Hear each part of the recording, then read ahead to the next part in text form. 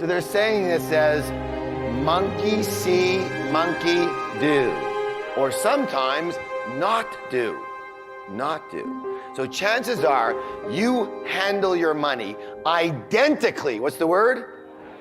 Identically to one or both of your parents. Sometimes, however, some of you are exactly the what? The opposite, right? I'll give you an example. In my family, my dad was an entrepreneur. He was a builder. He was a what? So he would invest all of our money and borrow everything we could possibly borrow to start a project when he bought some land. So when we bought some land, how much money did we actually have of our own money to spend? Very little, right? Because everything was used, everything was borrowed. So we had very little at the time. But then about a year or a year and a half later, he would sell all the houses, and how much money would we have then? Lots of money. But then those dreaded words would come. He'd come one day, I found another piece of land. Oh, Christ. And what would happen? There, no more money. Year and a half later, what would happen? Sell the houses, we got lots of money. Then the same thing, and he did this for my whole life, right? Notice the what? The pattern. The pattern. It was very, very interesting here, because I didn't realize it. But, you know, because did it affect me? Well, here I am. You know, I'm an 8-year-old kid. And at that point in time, I was living in Toronto, and they had something called the CNE, which is the fair, which is like the Calgary Stampede or the Edmonton Klondike Days or whatever goes on here. And I remember at this point in time here, one day I asked my dad if I could have $5 to go to the CNE. And he looks at me and goes, are you crazy? Do you know what $5 is? What am I, made of money?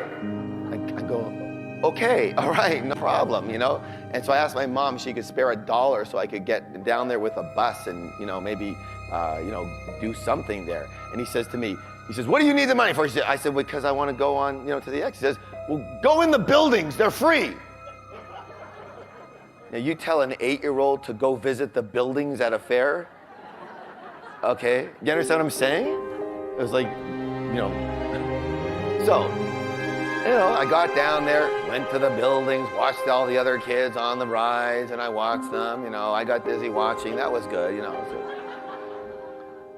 So the next year, I asked my dad, I said, Dad, I know money's really tight. Do you think you could maybe spare $1 so I can take the bus and go down and visit the buildings at the CNE? He says, $1? What do you think, I'm cheap? Here's 100, take a bunch of your friends. I'm going,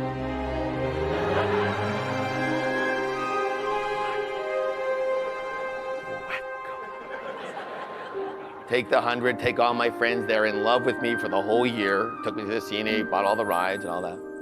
Next year, Dad,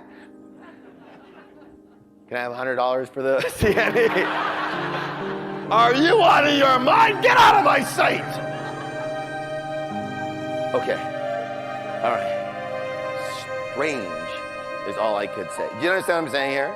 So I didn't understand what was going on. He didn't tell me what was happening with the bank or anything like that. That's all I heard. Now, here's just an interesting thing. Guess when I became a young adult and started working, guess who else's money pattern started to look like this? Moi. I told you I was broke, then I'd make a bunch of money. Then my partner would leave. I have no money. Then I'd make a bunch of money. Then that business would fall apart. I had nothing. Then I'd get a really great job, have a bunch of money. Then I'd lose that job or quit that job. Then I'd make another bunch of money. Then I made so much money that I think I should take a year off. So then I have what? No money, right? And all of a sudden, what? All that matters, it doesn't matter what happens on the outside. All that matters is the what? The pattern. The pattern. That's all that matters. So that's what and finally, once I began to understand that this was his pattern, not my pattern necessarily, I could observe myself in action. And when my mind told me it's time to do something different, if things were going well, then I would say what? Not so fast. No. When the way is clear, we stay with it this time. Understand? So I inserted a new decision there so that wouldn't run me and I could consciously make a new choice. But had I not seen the pattern, I could never make that choice because I was running automatic. All right, are you following me? Another example of what I'm talking about in my own life, just so you can understand it. how this models, and so closely. Earlier on, before I started doing this work, I could always make money in real estate. My real estate investments were great, but my stock investments, the minute I got in, they would plummet. When I got, the stock will be doing great. My friends tell me all about it, they're making money. When I put my money in, right away, down. Then I started doing this work, and I remember my father at the dinner table every single night. Now, he was a builder, so he made his living on real estate, so he did pretty good, yes? He bought apartments, he did lots of different things in real estate, so he did pretty well. But every night, I remember him saying this. He's looking through the newspaper, and every night, these were the words he used. He'd go like this. Those stinking stocks! Is there a wonder why my stock investments programmed to lose in the stock market? Programmed.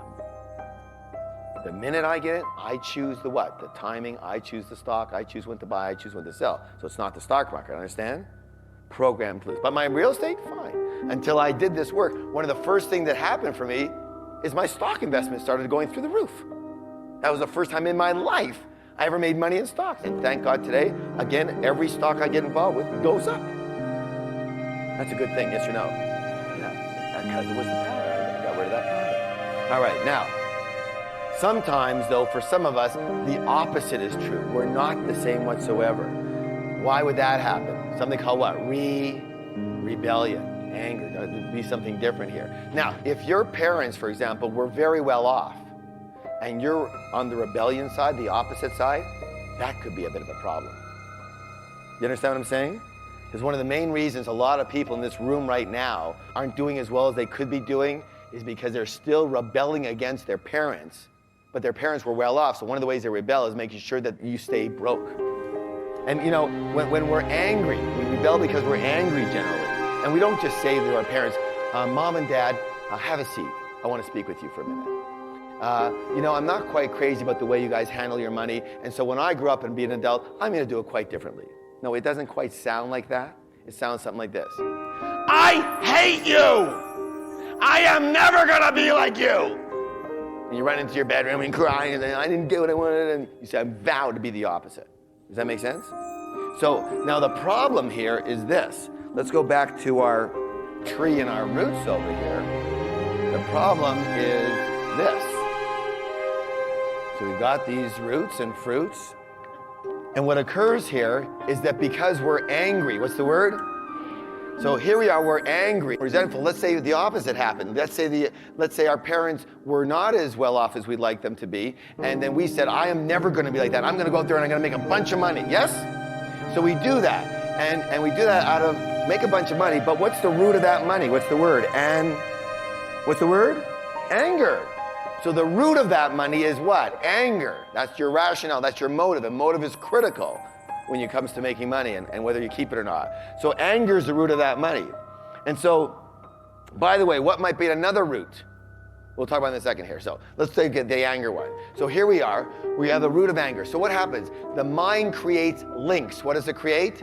Links. The mind creates meanings and links everything. So all of a sudden, money and anger get linked. Yes? So all of a sudden, what happens here? The more money we make, the what we get. The angrier we get. And we're wondering what's going on.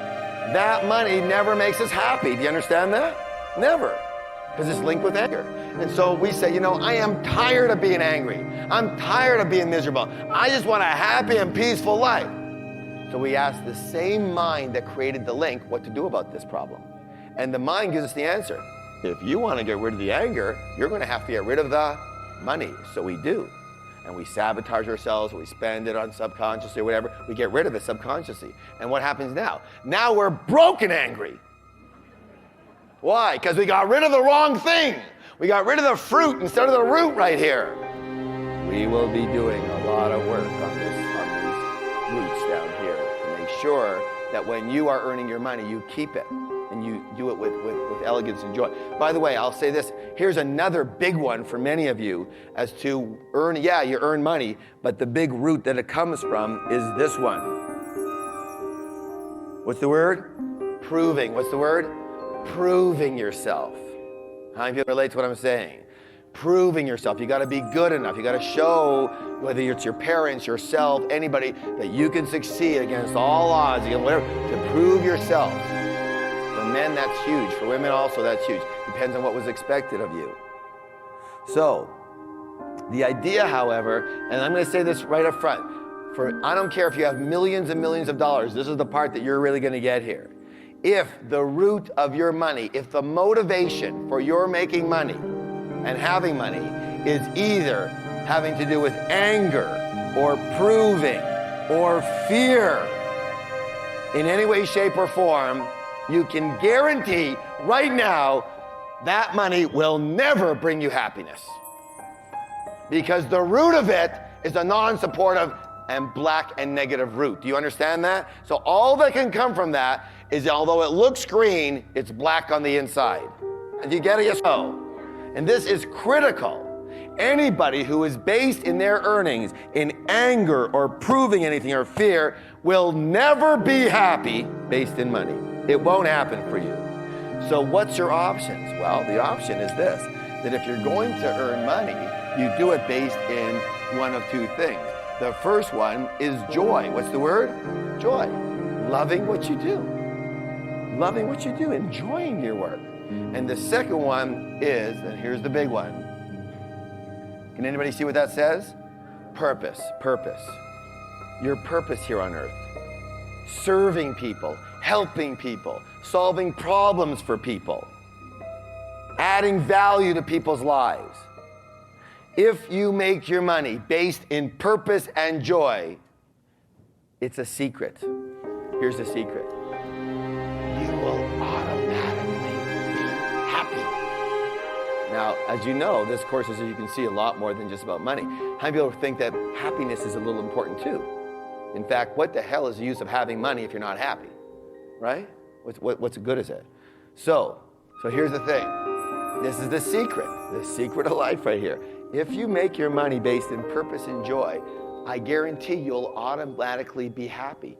You'll be happy with your money. Your money will make you happy. Do you want to know why? Because your money isn't the one making you happy. It's the joy and purpose that makes you happy. So you're automatically happy no matter whether you have money or not. Does that make any sense? Yes or no? So as soon as you come from that motivation, joy and purpose, you'll automatically be a happy and fulfilled person. Let alone if you make money, that's just a bonus. It's just gravy. You already won. And all that switch is internal. Say, you know what? My rationale, why I want money, based on joy and purpose versus anger, proving, and fear. I want to be honest there. I want you to be honest. How many of you prior to now, in the past at some point in time, there was a little root there that some of your money, some of your success, some of your drive and motivation for success had to do with anything with anger, proving, or fear? Yeah. I hope you recognize that's a massive reason as to why A, you're not as happy as you'd like to be, and B, you're not as successful as you'd like to be. Because the more success you get out of that, the more you want to get rid of that success. There you go, driving with the gas pedal and the brake on at the same time again. So your motivations are critical. By the way, so modeling is incredibly powerful. I will say this, depending on your age, one of the simplest reasons that you may be struggling with money or not reaching your full financial potential is that your parents went through the Depression era and have a scarcity mentality. Now, if you're identical to them and you have a scarcity mentality, that's a problem. If you're opposite to them, that's a problem too. Because why is that? Because when they have a scarcity mentality, a depression mentality, what happens? Either they're gonna hold on to their money really tight, which is a problem, or they're gonna say, what's the use? It's all gonna be taken from me anyways. I might as well have a good time right now. And that's the same problem on the other side. Neither of them balances or manages money. Does that make sense? How many people can relate what I'm talking about here? That is huge for people.